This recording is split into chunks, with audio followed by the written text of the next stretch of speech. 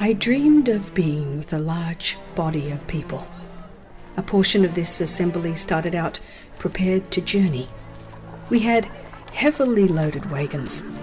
As we journeyed, the road seemed to ascend. On one side of this road was a deep precipice. On the other was a high, smooth, white wall, like the hard finish upon plastered rooms.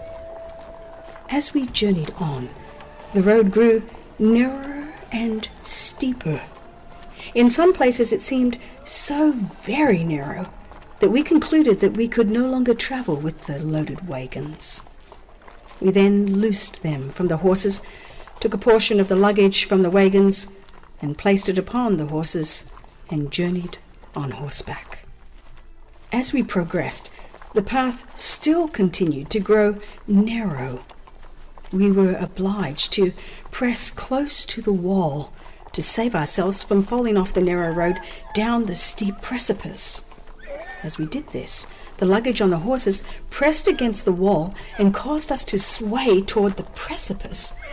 We feared that we should fall and be dashed in pieces on the rocks. We then cut the luggage from the horses, and it fell over the precipice. We continued on horseback, greatly fearing as we came to the narrower places in the road that we should lose our balance and fall. At such times a hand seemed to take the bridle and guide us over the perilous way. As the path grew more narrow, we decided that we could no longer go with safety on horseback, and we left the horses and went on foot, in single file, one following in the footsteps of another. At this point, small cords were let down from the top of the pure white wall. These were eagerly grasped to aid us in keeping our balance upon the path. As we traveled, the cord moved along with us. The path finally became so narrow that we concluded that we could travel more safely without our shoes, so we slipped them from our feet and went on some distance without them.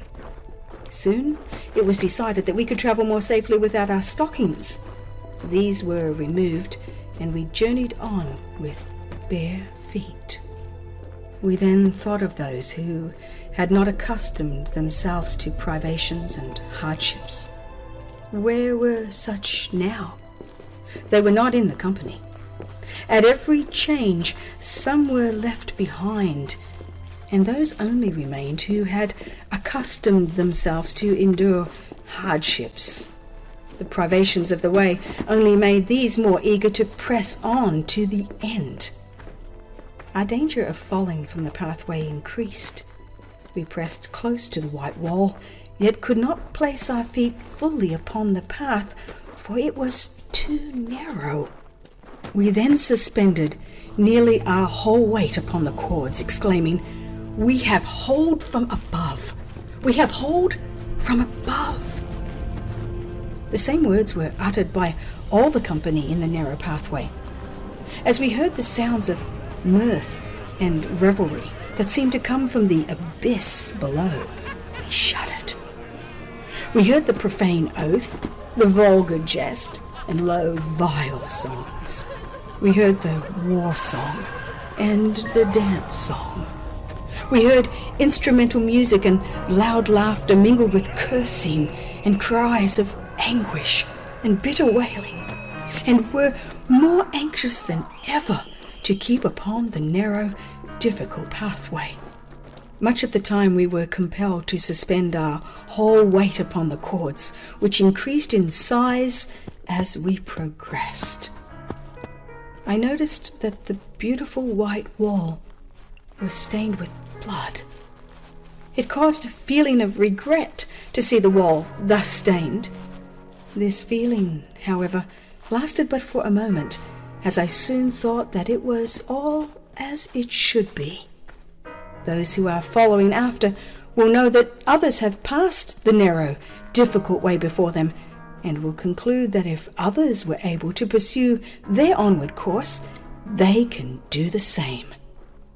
And as the blood shall be pressed from their aching feet, They will not faint with discouragement, but seeing the blood upon the wall, they will know that others have endured the same pain.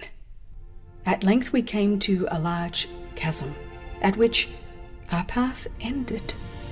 There was nothing now to guide the feet, nothing upon which to rest them. Our whole reliance must be upon the cords, which had increased in size until they were as large as our bodies. Here we were for a time, thrown into perplexity and distress. We inquired in fearful whispers, "To what is the cord attached?" My husband was just before me. Large drops of sweat were falling from his brow. The veins in his neck and temple were increased to double their usual size, and suppressed, agonizing groans came from his lips. The sweat was dropping from my face, and I felt such anguish as I had never felt before. A fearful struggle was before us. Should we fail here? All the difficulties of our journey had been experienced for naught. Before us, on the other side of the chasm, was a beautiful field of green grass about 6 inches high. I could not see the sun, but bright, soft beams of light, resembling fine gold and silver, were resting upon this field. Nothing I had seen upon earth could compare in beauty and glory with this field. But could we succeed in reaching it? Was the anxious inquiry. Should the cord break, we must perish. Again, in whispered anguish, the words were breathed, "What holds the cord?" For a moment we hesitated to venture. Then we exclaimed, "Our only hope is to trust wholly to the cord. It has been our dependence all the difficult way. It will not fail us now." Still, we were hesitating and distressed. The words were then spoken, "God holds the cord.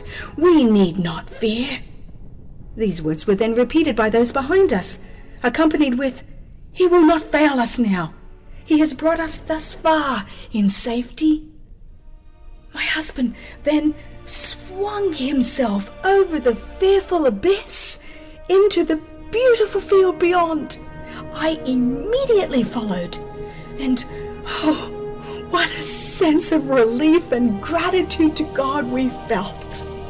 I heard voices raised in triumphant praise to God. I was happy, perfectly happy. I awoke and found that from the anxiety I had experienced in passing over the difficult route, every nerve in my body seemed to be in a tremor. This dream needs no comment.